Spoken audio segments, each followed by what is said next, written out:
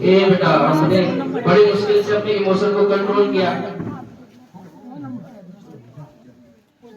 चलो कोई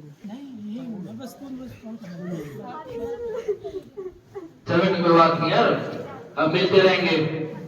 तो सर का आदेश है कि आगे जलपान भी होना है, इस कार्यक्रम को जल्दी समेटना है, तो मैं साथियों से माफी चाहूंगा।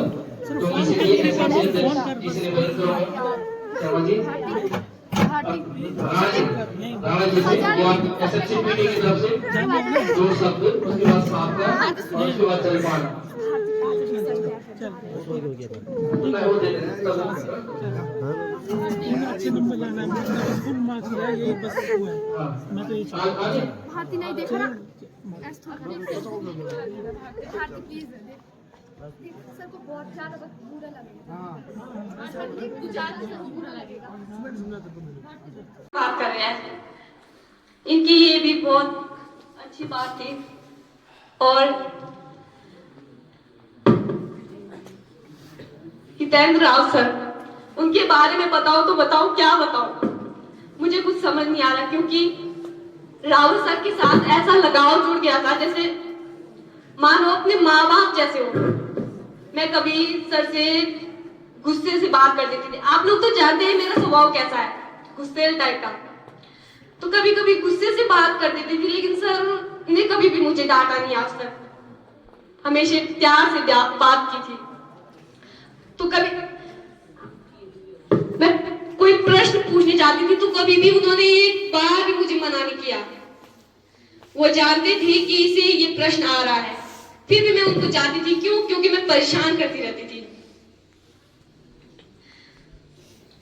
और जब मैं 6th में पहली बार आई तो मुझे मतलब सारे टीचर अच्छे लगे, लेकिन हितेंद्र राव सर ऐसे लगे जो मेरे बेस्ट टीचर बन गए थे। और आज भी वो बेस्ट टीचर ही है। जाने के बाद भी मेरे बेस्ट टीचर वही रहेंगे, क्योंकि मेरा लगाव इतना जुड़ गया था सर के साथ। यदि एक दिन स्कूल भी नहीं आते थे तो मैं कक्षा से बाहर ही निकल जाती थी। फिर सोचती थी कि कल तो आएंगे, फिर सोचती थी परसों आएंगे। ये उम्मीद थी कि सर आएंगे तो आएंगे। लेकिन जब से ये बात सुनी है कि सर आप जा रहे हो, तब से हमारी वो उम्मीद भी टूट गई है। और सब लोग कहते हैं कि तू मतलब मैथ के पीछे पागल हो गई है, ऐसे वगैरह कहते रहते हैं, लेकिन इस सब की वजह रावत सर ही है। मेरा पहले लगाव मैथ में बिल्कुल ना था, लेकिन जब से रावत सर ने हमको पढ़ाना सिखाया, तब से मैथ में इतना लगाव जुड़ गया कि मेरा सपना, मैंने अपनी मंजिल सिर्फ मैथ ही कर दी थी चूज। मैं सोचती थी कि मुझे मैथ का टीचर बनना है,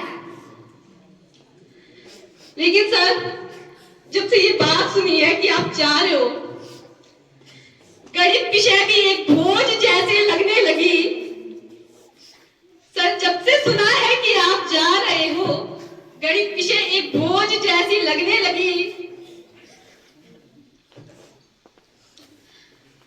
आपके जाने की बात सुनते ही, आपके जाने की बात सुनते ही लगने लगा जैसे खुशियों का खजाना ही कहीं गुम हो गया है। मुझे जब उस समय मैं 8th में पढ़ती थी तो मैं 9th में बोलती थी कि क्यों नहीं चले जा पढ़ने। तो मैं कहती थी कि मुझे 12th के बाद ही जाना है। पता है क्यों?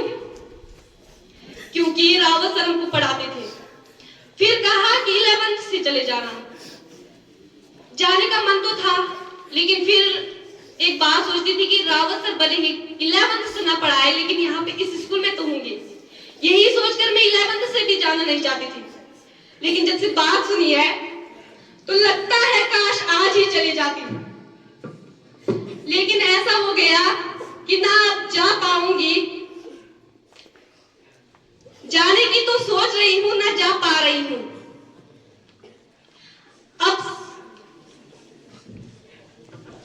अब सोच रही हूं काश 11th में जल्दी आऊं, ताकि यहाँ से चले जाऊं, क्योंकि मेरी जो दिनचर्या है सुबह से शाम तक वो रावत सर के साथ ही बहुत ही याद दिलाती है। सुबह से शाम तक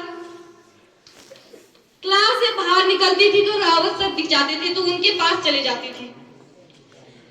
सुबह आते थे, ऊपर झूलक झूलती थी, आपको पता है ना,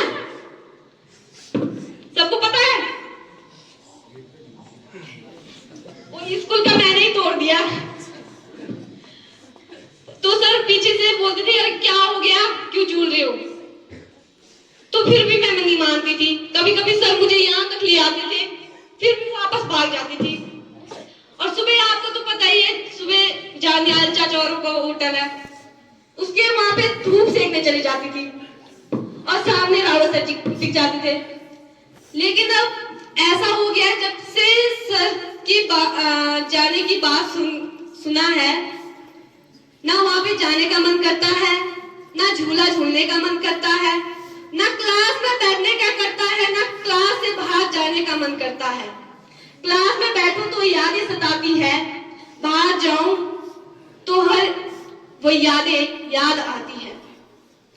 सर आप लोगों ने हमारे लिए जितना प्यार और जितना ज्ञान दिया, उसके लिए मैं जितना धन्यवाद कहूं वो कम है, फिर भी एक छोटा सा थैंक यू सर, आप सबकी बहुत याद आएगी। वैसे तो मैं मतलब अगर मैं बोलती हूँ तो बोलती रहती हूँ, लेकिन